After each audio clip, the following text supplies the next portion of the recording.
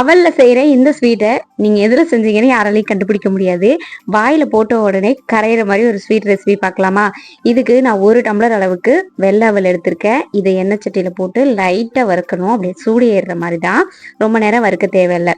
அதை வறுத்ததை மிக்சி ஜார்ல சேர்த்துட்டு இது கூடயே ஒரு அரை மூடி அளவுக்கு தேங்காவையும் அதே எண்ணெய் சட்டியில போட்டு லைட்டா வறுத்து இது கூட ஒரு 3 ஏலக்காய், ஒரு 10-15 பாதம் எல்லாத்தையும் சேர்த்து கொரன்னு இந்த மாதிரி அரைச்சு எடுத்துக்கணும். நான் கோபுரம் மாதிரி 1 டம்ளர் அவல் எடுத்திருந்தேன். அதே டம்ளர்ல 1 டம்ளர் அளவுக்கு வெல்லம், இதுக்கு 2 டம்ளர் தண்ணி சேர்த்து அப்படியே கரைச்சி வச்சுக்கணும்.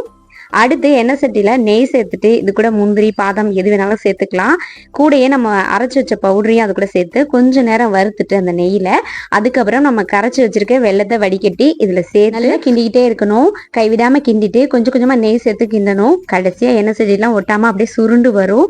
அந்த நேரத்துல அடுப்பு ஆஃப் பண்ணிட வேண்டியதான்.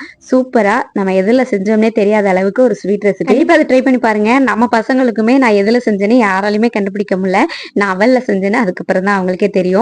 எல்லாரும் சூப்பரா ஸ்வீட்லாம் சாப்பிட்டுட்டு திங்கக்கிழமை அன்னைக்கு ஈவினிங் கம்பெனி வேலையை முன்னாடியே முடிச்சுட்டு எல்லாரும் மூவி பார்க்க தான் கிளம்பியிருந்தோம். எந்த படத்துக்குன்னு உங்களுக்கே தெரிஞ்சிருக்கும். ஜனநாயகன் மூவி தான். பாப்பா 6 மணிக்கு தான் ஸ்கூல் விட்டு வந்தா. அதுக்கப்புறம் அவ யூனிஃபார்ம்லாம் மாற்ற முடியல, அப்படியே அழைச்சிட்டு போயாச்சு. பசங்களோட நான் வேர் பண்ணிருக்கிற அந்த சுடிதார் 3 பேரும் ஒரே மாதிரி எடுத்திருந்தோம்.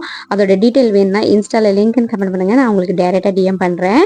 படத்தையும் பார்த்து முடிச்சுட்டு இந்த லாஸ்ட் வந்து ஒரு வீடியோ போடுவாங்களான்னு வெயிட் பண்ணி பார்த்துட்டு வந்திருந்தோம். ஓகே, பாய்.